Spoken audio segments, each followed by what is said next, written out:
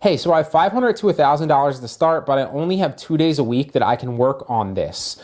The only time I have to access a computer. I'm not sure what to focus on to get started. So it's really going to depend, honestly.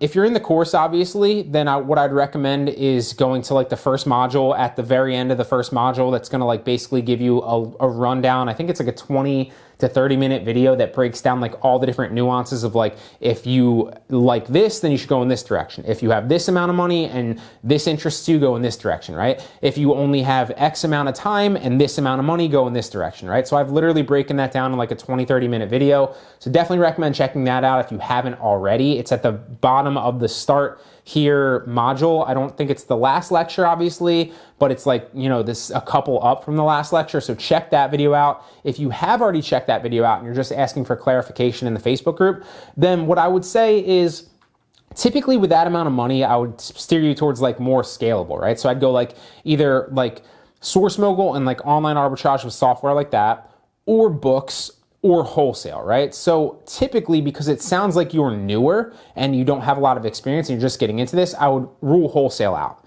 So don't do wholesale. Instead, just go either books or online arbitrage and sourcing with a software like Source Mogul, because those are more beginner friendly. You can still make great money with them. They don't take a lot of time to source because they all come with software. If you're sourcing books, it's eFlippers and arbitrage. If you're sourcing, with online arbitrage, then you can use a software like Source Mogul. I don't teach tactical arbitrage in the course, but you can use that if you want to. It's just not something I use currently. And so that's the routes that I would recommend that you go. Check out those two modules or those two business models. But that's how I'd recommend for you. Not only will you make good money with it, not only can you leverage software with it, not only can you ship into Amazon with those and leverage obviously FBA, but it's a really, really, really good way to learn Amazon, learn all the nuances of selling, so that when you do make good money and you do build up that initial nest egg, obviously doing that, and you do want to move into a more scalable, form of it, like wholesale, where you're like really at like the start of like building a legitimate business